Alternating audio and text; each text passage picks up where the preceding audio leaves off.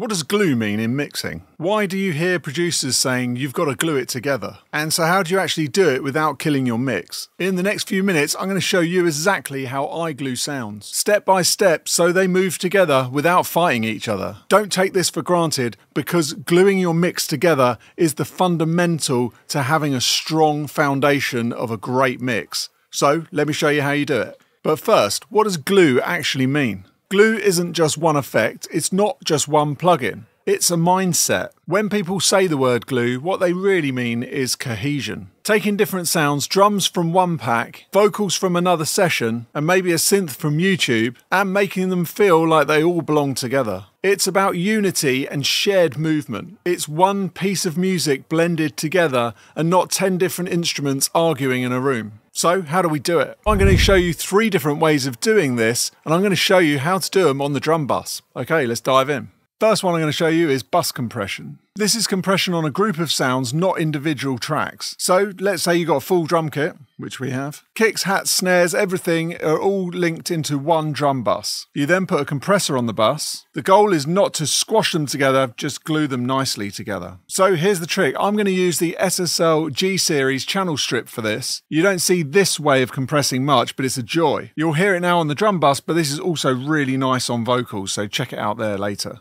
So we're going fast attack, fast release, and the threshold is at full. Now we're going to play the track, and as we do, we're going to bring the ratio up until we're hitting around -6 dB of gain reduction, just between 3 and 6 there, flickering. What this does is smooth out the transients across the group. Kick and the snare don't feel like separate hits. They all just start to bounce as one rhythm section. So they're blended together, so it all moves as one unit. Let's listen to the before and after, and I'll blend in the ratio when I do it.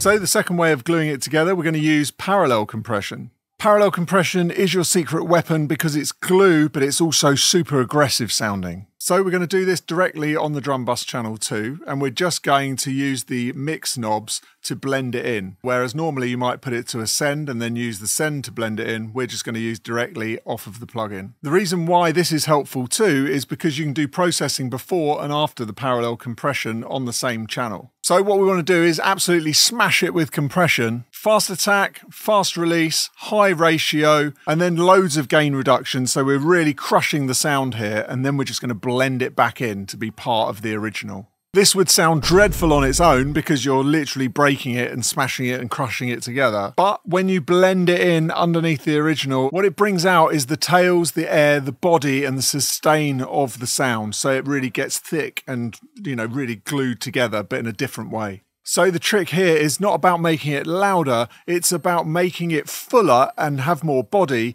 without losing its punch. So I've turned the dry signal right down so that you're only hearing the wet signal. This is how it would sound if it was on its own doing the parallel. It's like crappy and horrible.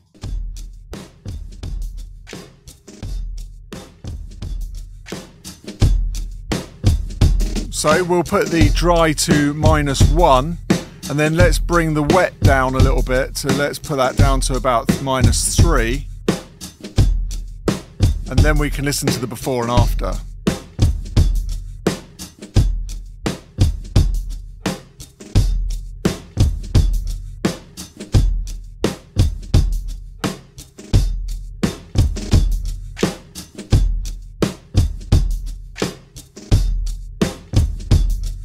If you listen back to that again, you can hear in the mids that it gets a lot thicker and fuller. A little bit of crunch in there too, which is quite tasty. The third way I'm going to show you is saturation, which gets overlooked a lot for this. It's a really underrated gluing tool, and I'm going to use the FabFilter Saturn to show you how to do it. So again, we're going to apply it to the drum bus, and we're going to run the whole thing through a tube saturator. What this does, it adds a shared harmonic fingerprint to all the sounds within that bus. Suddenly everything has the same grit and the same edge. It's like putting a bit of seasoning in a stew. You don't notice the spice, but everything tastes better. I'm going to use a preset called Bus Finesse. This is from my Saturn II preset pack, which is currently part of my mega summer sale at Streaky.com.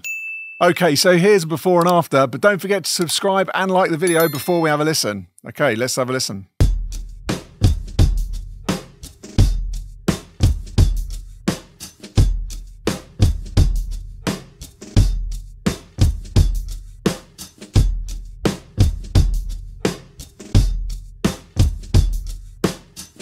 So after doing this, if it still doesn't feel glued, you're probably doing too much, not too little. Glue isn't a fix, it's just a final touch. The mix has to be solid to get your balance right before the glue goes on. And if you want to see how I glue a track together as part of a full mix, then don't forget to check out my 7-day mixing accelerator, which is also on a massive discount as part of my mega summer sale. If you hadn't noticed, I've got a sale on. The link in bio, or it's the one on screen right here. Don't forget to subscribe. See you next time.